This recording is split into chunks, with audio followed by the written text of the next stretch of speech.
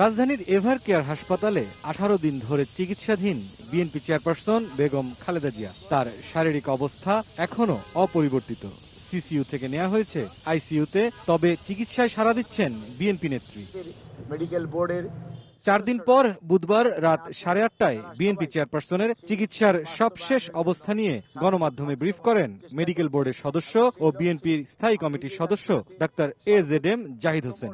জানান, এখনো বিদেশে নেয়ার মতো অবস্থা নেই বেগম জিয়ার। এভার কেয়ার হাসপাতালেই চলবে চিকিৎসা। তবে জানান, তার শারীরিক অবস্থা যাত্রা উপযুক্ত হলে বিদেশে নেওয়া হতে পারে। এখানে রেখেও সকল পর্যায়ের চিকিৎসকদের দেশে বিদেশের তাদের পরামর্শক্রমে ওনার চিকিৎসা অব্যাহত রয়েছে এবং আমরা খুবই আশাবাদী, মেডিকেল বোর্ডের সম্মানিত সকল সদস্যরাও আশাবাদী যে ওনার সুচিকিৎসা নিশ্চিত করা যাবে এবং পরবর্তীতে হয়তো ওনাকে যে কোনো সময়ে প্রয়োজনে দেশের বাইরেও নিয়ে যাওয়া হতে পারে। তিনি আরো বলেন, সংকটাপন্ন মানুষের জন্য যেমন চিকিৎসা প্রয়োজন তেমন সেবাই দেয়া হচ্ছে বেগম জিয়াকে। মেডিকেল বোর্ডের আপ্রাণ চেষ্টায় যে চিকিৎসা, তাতে সাড়াও দিচ্ছেন তিনি। চিকিৎসা ব্যবস্থার সর্বোচ্চ পর্যায়ে একটি সংকটাপন্ন মানুষের জন্য যেটি প্রয়োজন সেই চিকিৎসার মধ্যেই উনি আছেন। ডাক্তাররা যে চিকিৎসা দিচ্ছে সেটি উনি গ্রহণ করতে পারছেন এবং সেটি উনি নিয়ে সত্যিকার অর্থে রেসপন্স করছেন। দেশি বিদেশি চিকিৎসকদের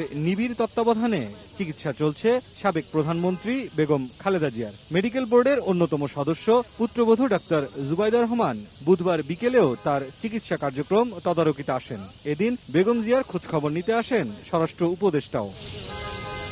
দীর্ঘদিন ধরে আর্থাইটিস, ডায়াবেটিসের পাশাপাশি কিডনি, লিভার, ফুসফুস, হৃদযন্ত্র, চোখের সমস্যা সহ নানা জটিলতায় ভুগছেন বেগম খালেদা জিয়া। গত 23 নভেম্বর এভার কেয়ারে ভর্তি হন তিনি। মুরসালিন হক জুনায়েদ, সময় সংবাদ, ঢাকা।